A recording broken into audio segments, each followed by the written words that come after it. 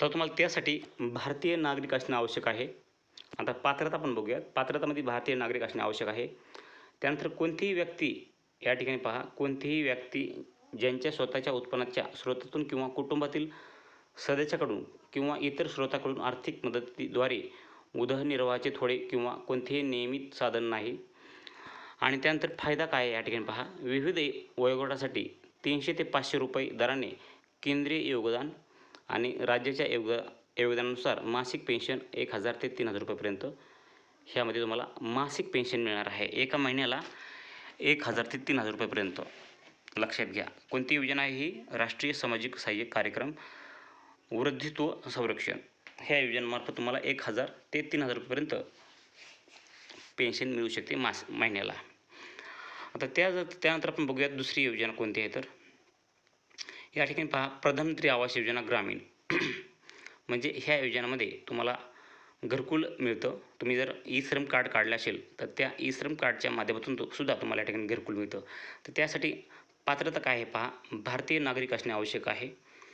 15 ते 59 वर्षे वयोगटातील सदस्य नसलेले कोणतेही कुटुंब कामगारासह ज्या कुटुंबात दिव्यांग सदस्य आहे ते देखील प्रधानमंत्री आवास ग्रामीण योजनेअंतर्गत लाभ मिळवण्यास पात्र असतील. आणि ज्यांना कायमस्वरूपी नोकरी नाही आणि ते फक्त औपचारिक कामात गुंतलेले आहेत अशांना या ठिकाणी हे घरकुल दिलं जातं. आता घरकुलाचे लाभार्थ्यांना पैसे किती मिळतात ही सर्वात मोठा प्रश्न आहे. तर या ठिकाणी पहा, लाभार्थ्यांना सपाट भागात 1.2 म्हणजेच 1,20,00,000 रुपये या ठिकाणी 1,20,000 रुपये मिळले जातात. आणि डोंगराळ भागात 1,30,000 रुपये रुपयाची मदत दिली जाते या ठिकाणी. आणि ह्यानंतर तुम्हाला या ठिकाणी मी सांगतो मित्रांनो, डोंगराळ भागात 1,30,000 आणि सपाट भागात 1,20,000.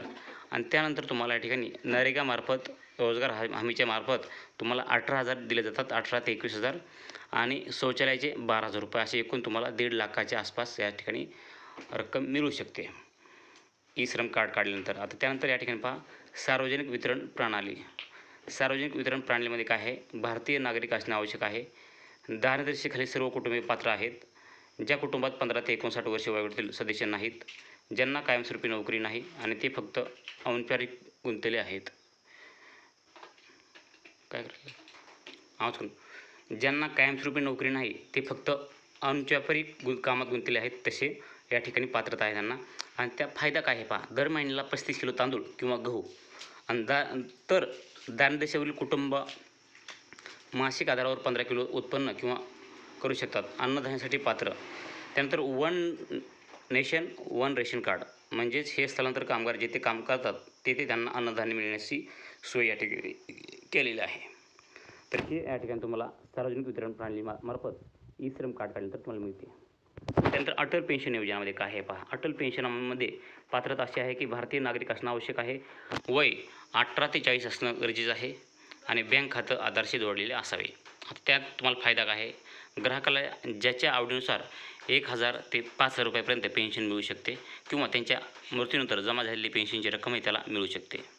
आता जमा झालेली रक्कम जोडीदाराला दिली जाईल किंवा जोडीदाराचाही मृत्यू झाला तर अशी नॉमिनीला दिली जाते. ज्या ठिकाणी तुम्हाला जी नॉमिनी तुम्ही जोडलेली आहे त्या नॉमिनीला त्या ठिकाणी मिळली जाते. त्यानंतर पहा, प्रधानमंत्री सुरक्षा विमा योजना. भारतीय नागरिक असणं आवश्यक आहे. 18 ते 70 वयोगटातील असावे. आधारसोबत जनधन खाते किंवा बचत खाते असणे आवश्यक आहे. बँक खात्यातून सोय डेबिटसाठी संमती आणि 20 प्रतिवर्ष दराने प्रीमियम या ठिकाणी पहा. आता फायदा काय आहे, योजनेअंतर्गत जोखीम कव्हरेज, अपघाती मृत्यू किंवा एकूण अपंगत्वासाठी 2,00,000 रुपये मिळाले जातात अपंग झाल्यानंतर. आणि अपंगत्वासाठी रुपये 1,00,000. ही योजना वित्तीय सेवा विभागाकडून बँकमार्फत उपलब्ध आहे. आता तिसरी आहे प्रधानमंत्री जीवन ज्योती विमा योजना. भारतीय नागरिक असणं आवश्यक आहे त्यामध्ये सुद्धा. आणि 18 ते 50 वयोगटातील असावे. आधारसोबत जनधन खाते बचत खाते असणं गरजेचं आहे. बँक खात्यातून सोय डेबिटसाठी संमती आणि 436 रुपये प्रति वर्ष दराने प्रीमियम. आता फायदा काय आहे, कोणत्याही कारणाने मृत्यू झाल्यास 2,00,000 रुपये दिले जातात. आता या ठिकाणी दुसरी एक योजना आहे, भारतीय नागरिक असणं आवश्यक आहे. ती योजना कोणती, दुकानदार, व्यापारी आणि स्वयंरोजगार असलेल्या व्यक्तीसाठी राष्ट्रीय पेन्शन योजना. ह्यामध्ये तुम्ही स्क्रीनशॉट मारून तुम्ही याची माहिती घेऊ शकता. आता प्रधानमंत्री श्रम योगी मानधन योजना. ह्यामध्ये ऐच्छिक आणि अंशदायी पेन्शन योजना आहे. लाभार्थ्याच्या प्रवेशाच्या वयानुसार मासिक योगदान 55 ते 200 रुपयेपर्यंत असणे. या योजनेअंतर्गत 50% मासिक योगदान लाभार्थ्याद्वारे देय आहे आणि जुळणारे योगदान केंद्र सरकारद्वारे दिले जाते. आता यामध्ये पात्रता काय आहे? भारतीय नागरिक असणं आवश्यक.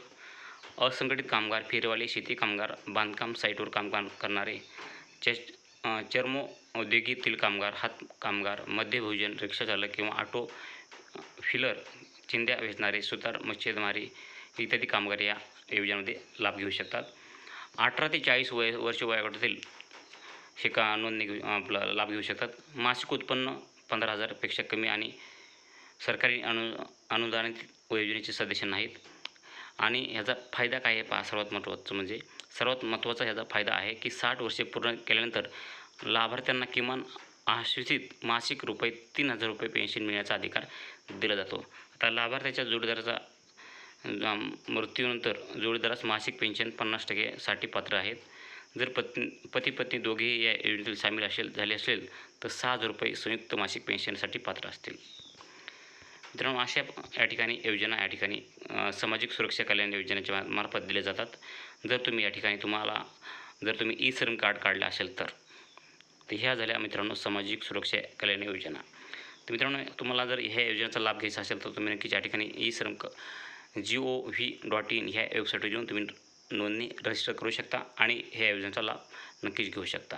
तर मित्रांनो, ही योजना कोणाला आवडली आणि कोणाच्या मनामध्ये काही प्रश्न असतील ते आम्हाला कमेंट करून सांगा. आणि असेच व्हिडिओ पाहण्यासाठी चॅनलला सबस्क्राईब करून बेल आयकॉनवरती क्लिक करा. माहिती जर आवडली असेल तर व्हिडिओला लाईक करा. भेटूयात अशाच नवीन माहिती घेऊन नवीन योजना पाहण्यासाठी चॅनलला सबस्क्राईब करून बेल आयकॉनवरती क्लिक करा. अशाच नवीन योजना तुम्हाला भेटत राहतील फ्रीमध्ये, अगदी फ्रीमध्ये तुम्ही लाभ घेऊ शकता. तर भेटूयात नवीन माहितीसह नवीन व्हिडिओमध्ये. जय हिंद, जय महाराष्ट्र.